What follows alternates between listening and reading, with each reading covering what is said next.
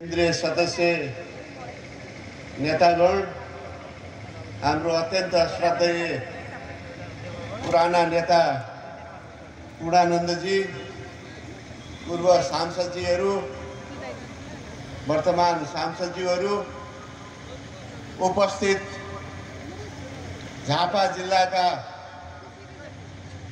विभिन्न गाउँ र शहरबाट यो विरोध सभामा पाल्नु भएका नेपाली कांग्रेसका अगुवा नेता साथीहरू, सक्रिय सदस्य साथीहरू, आम दाजुभाइ दिदीबहिनी, सञ्चारकर्मी साथीहरू, म नेपाली कांग्रेस केन्द्रीय समितिको तर्फबाट र मेरो तर्फबाट यहाँहरूलाई हार्दिक जय नेपाल टक्राउँछ। साथीहरू, यो सरकार कम्युनिस्ट सरकार, यो सरकार कुरा गर्न सिपालु छ, कुरा धेरै गर्छ। यो सरकार काम गर्दैन।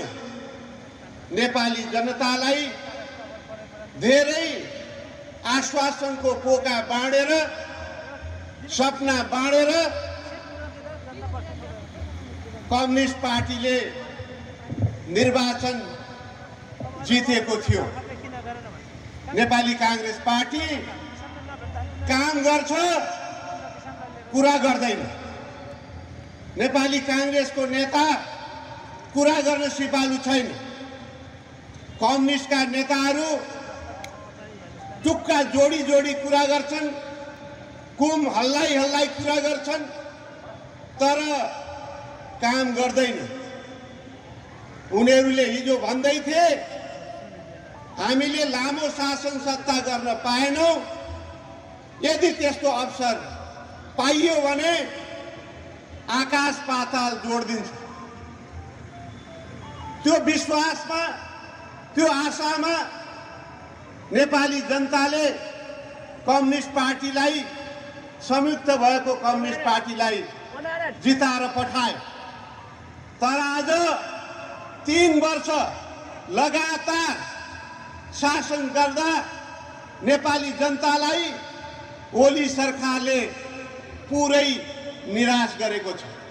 नेपाली जनतालाई मात्र हैन, ओलीजी जुन यही झापाबाट आउनु भएको छ, झापाली जनतालाई समेत उहाँले पूर्ण रूपमा निराश बनाउनु भएको छ। अहिले भ्रष्टाचारले सगरमाथाको चुली नागेको छ।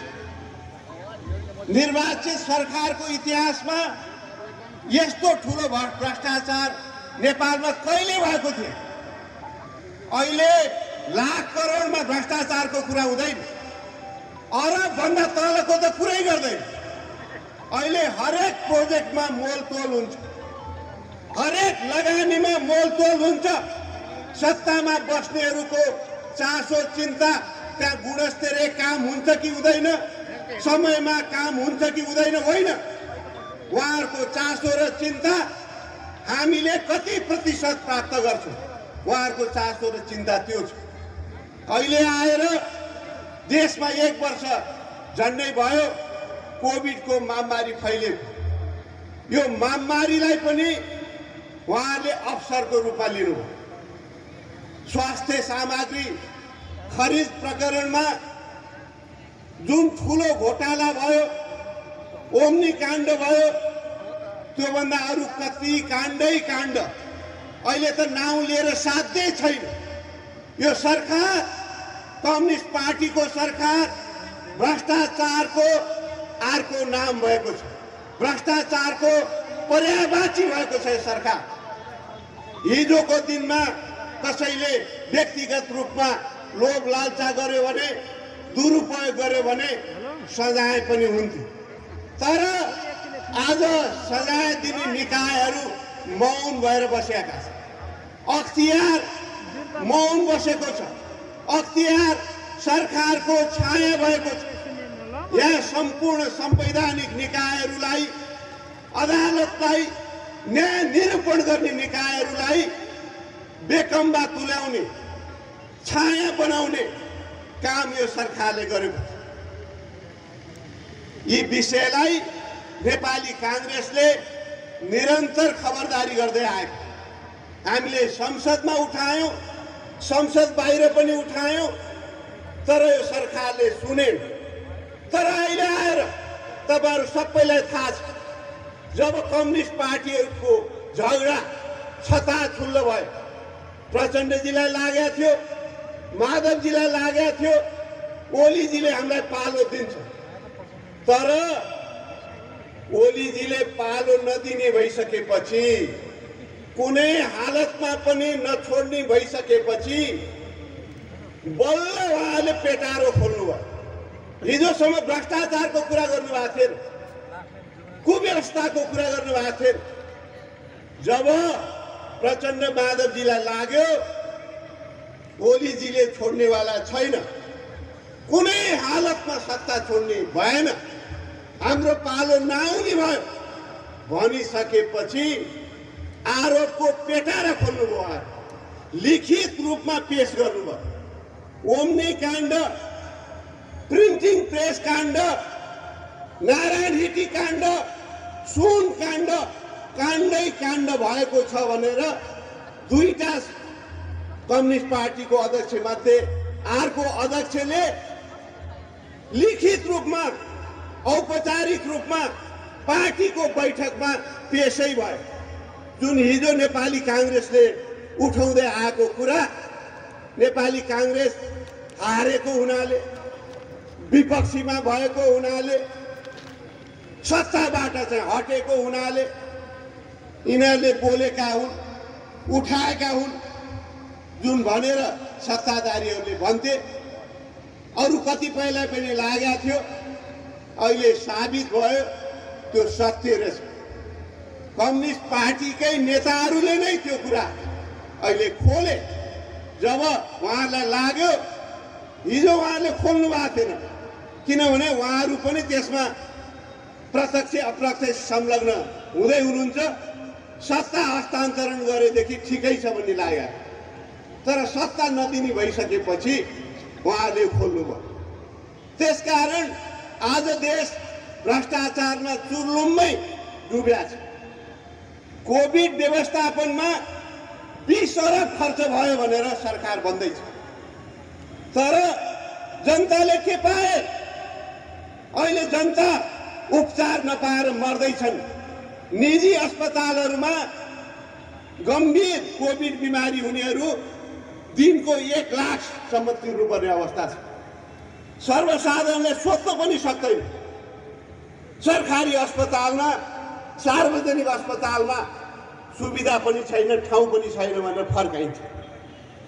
तर कम्युनिस्ट पार्टीहरूको नेताहरूलाई चित्त बुझाउन एउटा गैर सरकारी सङ्घ संस्था, एउटा संस्थालाई 1 अरब रुपियाँ छुट्याइन्छ। त्यस्ता करोडौं करोडौं अरबौं रुपियाँ, सयौं हजारौं गैर सरकारी सङ्घ संस्था र उपभोक्ता समितिको नाउँमा कम्युनिस्ट सरकारले बाँडिराखेका छ। अहिले यो सरकार जनताको सरकार रहेन। निर्वाचित भएर आएपछि कसैले भोट देलान् नदेलान्, तर सबैको सरकार हुने व्यवस्था हो, संवैधानिक व्यवस्था हो। तर उहाँहरू खाली कम्युनिस्ट पार्टीको सरकार हो भएको छ। कम्युनिस्ट पार्टीमा पनि जो यो चलखेल गर्न जान्ने अगुवा नेता कार्यकर्ताको पार्टी सरकार भएको छ। त्यसकारण म आह्वान गर्छु, अनुरोध गर्छु, जो हिजो तपाईहरुले उहाँहरुको सपना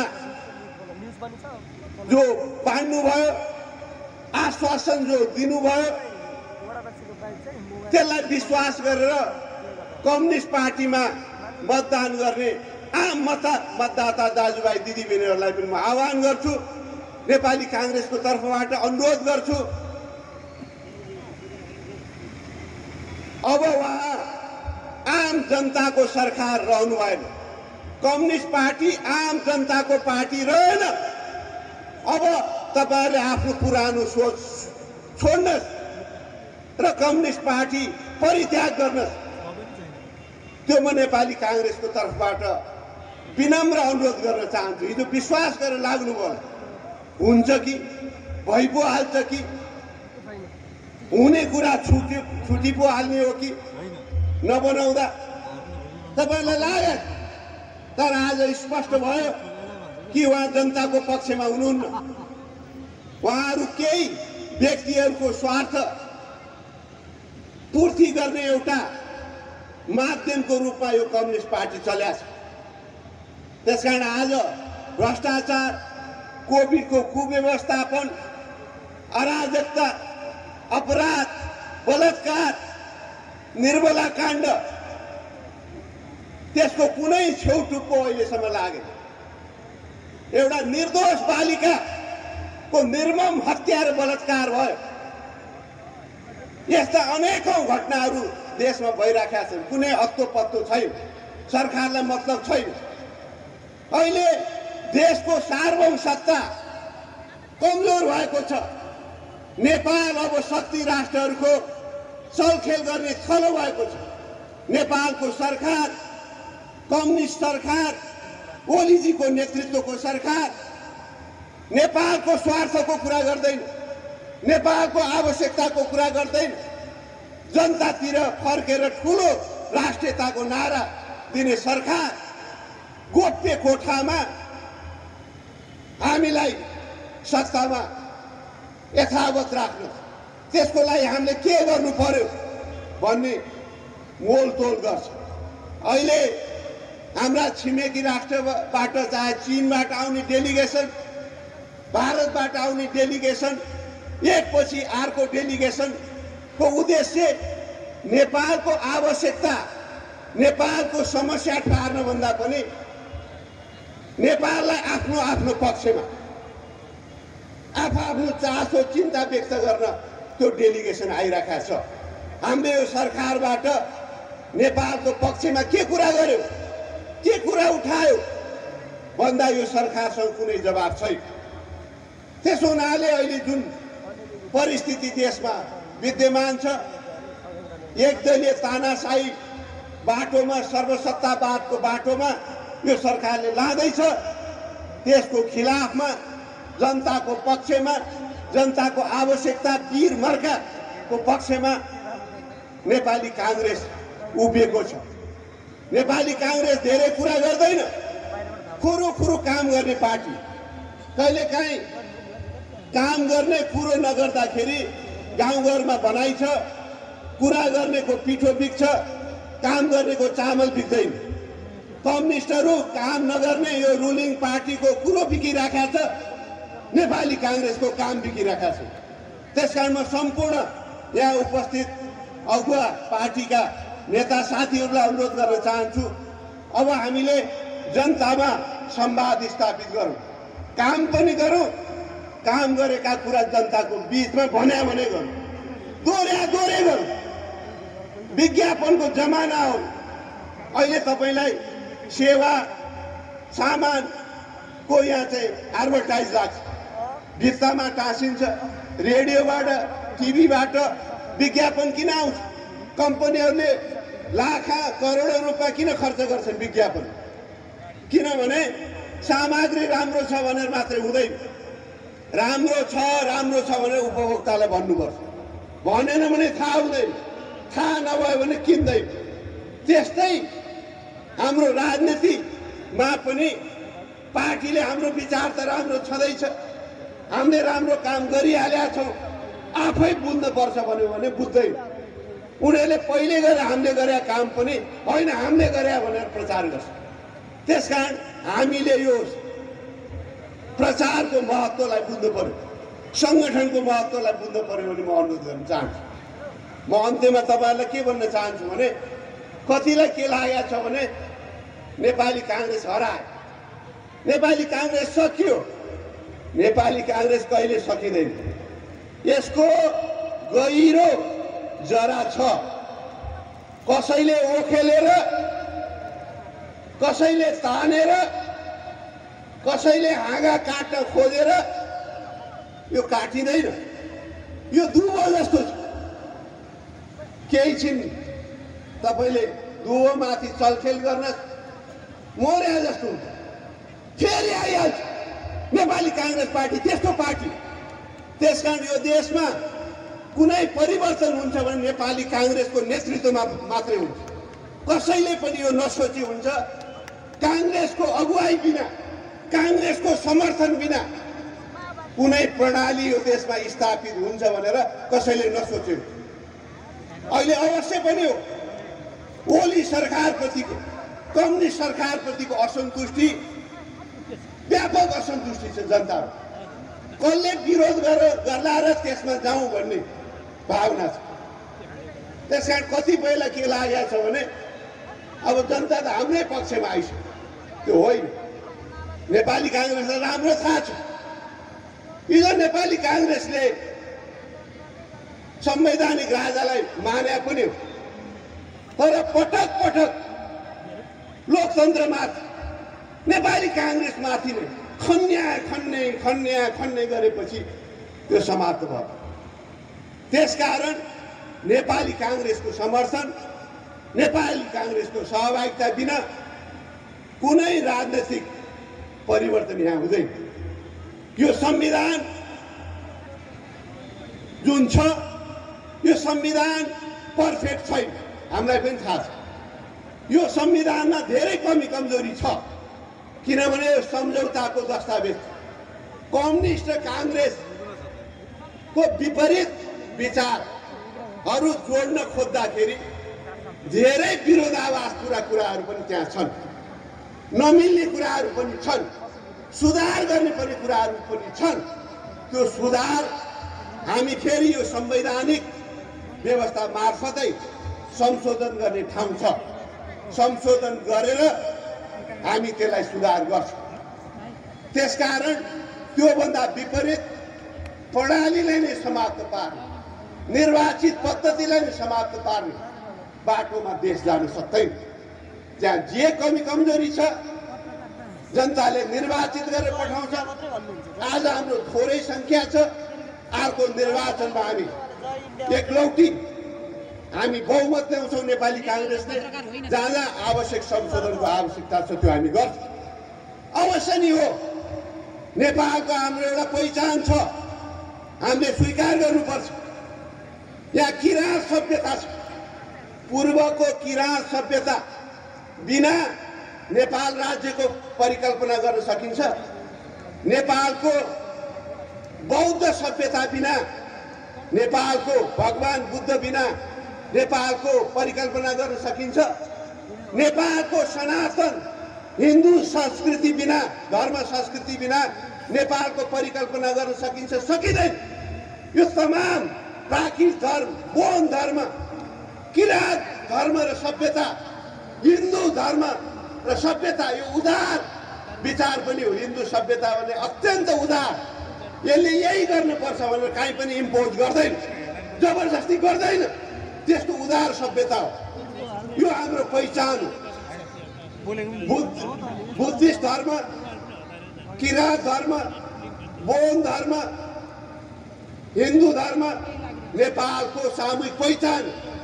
त्यो सँगसँगै जति पनि धर्म संस्कृति छ सबैको स्वतन्त्र रूपमा धर्म मान्ने अधिकार पनि सुनिश्चित हुनुपर्छ भन्ने पनि कुरामा नेपाली काङ्ग्रेस विश्वास गर्छ।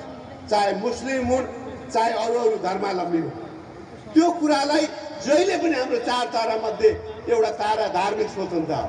त्यसकारण मूलत धार्मिक स्वतन्त्रताको पक्षधर हो। र हाम्रो संविधानमा विरोधाभास कुराहरू लेखिया छ।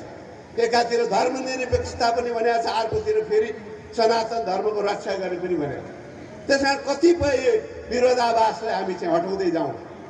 तर जे होस्, नेपाली काङ्ग्रेसले समग्र नेपालको भावना, पहिचान, जनताको अधिकार, जनताको जुन विकास र परिवर्तनको आकाङ्क्षा, समृद्धिको आकाङ्क्षाको प्रतिनिधित्व गर्छ।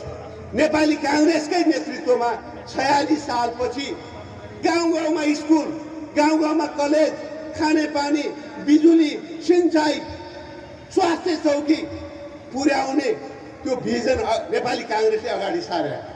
नेपाल द्वन्द्वमा नगएको भए नेपाल धेरै अगाडि बढिसक्छ। नेपाली काङ्ग्रेसलाई कामै गर्न दिए। यहाँ कुरा गर्नेको बोलबाला चढ्यो, आकाश पाताल जोडेर कुरा गर्नेको बोलबाला चढ्यो। माओवादीले के किन गर्छु भनेर यत्रो मारकाट गर्यो। अहिले विप्लवले मार्न थालेको छ। अनेकौं प्रवृत्ति एमालेको पनि त्यही खाले छ इतिहास। पहिला मारकाटबाटै त्यो इतिहास सुरु भयो, पछि कूटनैतिक भाषा बोल्ने, चिप्लो कुरा गर्ने, तर भित्रबाट कैँची काटे जसरी काट, त्यो चाहिँ कम्युनिस्ट एमाले नेताहरूको पनि देख्यो। त्यसले गर्दाखेरि यो देश चाहिँ अत्यन्त ठुलो भडासमा पर्यो। त्यसबाट निकाल्नको लागि लोकतान्त्रिक मूल्य र मान्यतालाई नेपालको जीवन पद्धति बनाउनु पर्यो। त्यो जीवन पद्धति त्यो बेला हुन्छ जब नेपाली काङ्ग्रेस पार्टी एउटा सशक्त पार्टी हो। कम्युनिस्ट पार्टी कहिले पनि नजितेको हात। अहिले 200 देशभन्दा ज्यादा संसारमा देशहरू छन्। 90% देशहरूमा चुनावबाट शासन सत्ता फेरिन्छ। एउटा पनि देशमा कम्युनिस्ट निर्वाचनबाट जित्दैन, तर नेपालमा जितिराखेको छ। कुरो बिकिरहेको छ, प्रचार बिकिराखेको छ, नेपाली काङ्ग्रेसको काम बिकिराखेको छ। संविधान बनाउने हामी, शान्ति ल्याउने हामी, संविधानको कार्यान्वयन गर्ने हामी। नेपाली काङ्ग्रेसले केही गरेन, हामी नै हो गर्ने। तर हामी धेरै, हाम्रो नेता कार्यकर्ता पनि धेरै जस्तो हामी एकअर्कालाई आलोचना गर्ने कुरालाई हामी प्राथमिकता दिन्छौँ। हामी बिर्सिन्छौँ कि हाम्रो प्रतिस्पर्धी त बाहिर, हाम्रो प्रतिस्पर्धी अर्कै हो, त्योसँग लड्नु पर्यो। त्यसको लागि हाम्रो एकता र व्यक्ति होइन विचार, व्यक्ति होइन पार्टीलाई केन्द्रबिन्दु बनाउनु, परम्परालाई अगाडि बढाऊ। यो 29 गते आजको 77 जिल्लामा लाख नेपाली काङ्ग्रेसका नेता कार्यकर्ताहरू सडकमा उत्रिया छन्, व्यापक रूपमा उत्रिया छन्। अहिले पनि यहाँ चाहिँ हजारौं, 10औं हजारको जुलुस बीचमा टुक्रा त्यहाँ चाहिँ जाम भएर रोक्यो। झापामा पनि एउटा चाहिँ जनलहर नै आएको। अब नेपाली काङ्ग्रेस उठ्यो, नेपाली काङ्ग्रेसले अब शङ्खनाद गर्यो। अब यो प्रारम्भ मात्रै हो। हामी तत्काल संसदको बैठकको माग गर्छौँ र त्यहाँ अब राष्ट्रिय मुद्दाहरूमा छलफल हुनुपर्छ। राष्ट्रियताको मुद्दामा, कोभिडको मुद्दामा, भ्रष्टाचारको मुद्दामा, करको मुद्दामा, जनताको पीर मर्का यो जुन चाहिँ र भेदभाव यो सरकारले चलाइराखेको छ, ती मुद्दामा संसदमा पनि बहस हुनु पर्यो। त्यो पनि हामीले माग गरेका छौँ। यो प्रारम्भ हो। नेपाली काङ्ग्रेसको नेतृत्वले निर्गमन गरिसकेका छ। अब देशैभरि विभिन्न ठाउँमा ठुलो सभाहरू नेतृत्वले चाहिँ त्यसलाई चाहिँ सम्बोधन गर्ने, विरोधका कार्यक्रमहरू एकपछि अगाडि चाहिँ बढ्छ। सँगसँगै हाम्रो अधिवेशनको कार्यतालिका पनि हामी सँगसँगै अगाडि बढ्छौँ। अब 1 वर्ष हामीले कोभिडको कारणले बाहिर निस्किन सकेनौँ। पहिलो 1 वर्ष आउन पाएको छैन, विरोध गर्न त भएन नि भन्ने जनमानसमा नि थियो। अझै हेरौँ, 1-1.5 वर्ष हेरौँ, कम्युनिस्टले गर्छु भनेको छ, टाइम मागेको छ, किन हतारिने भन्ने पनि कुरा थियो। त्यसपछि हामीले विरोध गर्न सुरु गर्यौँ। त्यति हुँदाहुँदै त्यसपछि कोभिड आयो। त्यसले गरेर चाहिँ हाम्रो 5 महिना त घरबाटै निस्किन नपाउने अवस्था आयो। त्यस कारण हामी सुत्या पनि होइन, हामी हराएको पनि होइन, हाम्रो जनसमर्थन गुमेको पनि होइन। तर हामीले चाहिँ उचित मौका, उचित अवसरको खोजीमा थियौँ। अब यो कोभिडको व्यवस्थापन गर्दै जनजीविका चलाउनै पर्यो। अझै पनि समस्याहरू छन्। कोभिडको संक्रमण छ। यो चाहिँ मास्क लगाएर, सामाजिक दूरी जहाँसम्म सम्भव हुन्छ मेन्टेन गरेर, हात हामीले चाहिँ साबुन पानीले धोएर सुरक्षित हौँ। यो सरकारले केही गर्दैन, हामी सबैले बुझिसक्यौँ। त्यो काम गरेर म अनुरोध गर्न चाहन्छु। अन्त्यमा अहिले ओली सरकारले अब अस्ति हामी प्रधानमन्त्रीका भेट्न जाँदा पनि करिब हामीले निःशुल्क यो चाहिँ खोप दिने व्यवस्था गर्न लागेका छौँ भन्ने। उहाँको यस्ता निःशुल्कका कुराहरू कति भए। अब अमेरिकाले नै के भन्यो भने 50% जनसङ्ख्यालाई मात्रै दिन सकिन्छ, त्यो पनि 1 वर्ष लाग्छ भने, जसमा आफ्नै खोप उत्पादन भएर बाँड्न थालिसक्यो। त्यो देशको लागि त 50% जनसङ्ख्यालाई खोप दिन 1 वर्ष लाग्यो। हाम्रो न आफ्नो उत्पादन छ, अरूले दिने। त्यसकारण यो सरकारले भन्नु पर्यो के कार्ययोजना छ खोप लगाउनु। खालि हुन्छ गर्छौँ भनेर मात्रै भयो। हिजो उपचारको कुरा आउँदा हामी पैसै छैन भने आफ्नो नेताहरूलाई चाहिँ अरबौँ पैसा छुट्याउनलाई उहाँलाई चाहिँ पैसाको कमी भयो। जनताको उपचारमा बजेटै छैन, राजस्व छैन, कहाँबाट उपचार गर्ने भयो। सर्वत्र विरोध भएपछि सर्वोच्च अदालतले निर्देशन गरेपछि बल्ल उनीहरू चाहिँ तयार हो। बनिसकेपछि यो सरकारको कुनै भरोसा छैन। तर पनि हामी माग गर्छौँ यो सरकारले त्यो चाहिँ कार्ययोजना ल्याऊ। त्यस्तै गरेर चाहिँ जनताको यो मल खादको चाहिँ हाकार छ, कुरा मात्रै गर्छ। अब ल्याउन लायो भनेर अब त्यो लगाउने बेला नभएर अब बाली काट्ने बेला ल्याएर के गर्ने। अब यो खाले न यिनीहरूसँग सिप छ, न इमान्दारिता छ, न समर्पण छ। यो तीनै कुरा नभएपछि त्यस्ताहरूलाई हामीले सत्ताबाट चाहिँ बाहिर फ्याँक्नुपर्छ। सत्ताबाट फ्याँक्ने तरिका हामी जबरजस्तीमा विश्वास गर्दैनौँ, भोटबाटै हो। भोटको लागि तयार हौँ। 1.5 वर्षमा स्थानीय निर्वाचन हुँदैछ, अझ त्योभन्दा कम समयमा। हामी उनीहरू फुट्लान् नफुट्लान् त्यसको चासो हामीलाई छैन। हामीलाई के चासो छ भने आउने निर्वाचनमा नेपाली काङ्ग्रेस जित्नुपर्छ, स्थानीय तहमा पनि, केन्द्रमा पनि जित्नुपर्छ, प्रदेशमा पनि जित्नुपर्छ। त्यसको लागि नेपाली काङ्ग्रेसका कार्यकर्ता एकजुट हौँ, सक्रिय भएर चाहिँ लागौँ र एउटा चाहिँ आन्दोलन गाउँ गाउँमा पुर्याउँ र हामी अधिवेशनको सँगसँगै अर्को चाहिँ आम निर्वाचनमा विजयको लागि तयारी गरौँ। त्यही म चाहिँ यहाँहरूलाई चाहिँ अनुरोध गर्छौँ। त्यस्तै गरेर जुन विस्थापितका कुराहरू छन्, द्वन्द्व पीडितका कुराहरू छन्, यसमा पनि सरकार कुरो मात्रै गर्छ। माओवादीहरू पनि जुन सत्तामा आएपछि नेताहरूलाई पुगिहाल्यो। हाम्रो कार्यकर्ताहरू चाहिँ लाखा कार्यकर्ताहरू विस्थापित भए। त्यस्तै गरेर चाहिँ हजारौँ मारी। अझै तिनीहरूको चाहिँ दुःख पीडालाई यो चाहिँ जुन द्वन्द्व व्यवस्थापन जुन समिति छ, त्यसले चाहिँ सत्य निरूपण समिति छ, त्यसले टुङ्गो लगाउन सकेका छैन।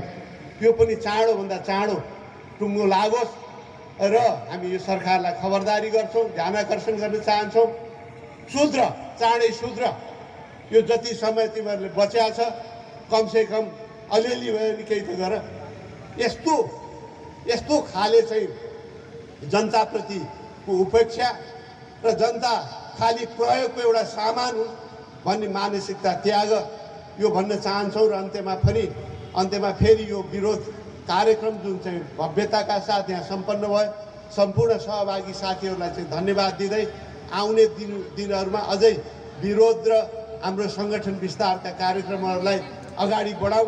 यो प्रारम्भ मात्रै हो। यही भन्दै तपाईँहरूबाट बिदा हुन्छु। धन्यवाद। जय नेपाल। धन्यवाद।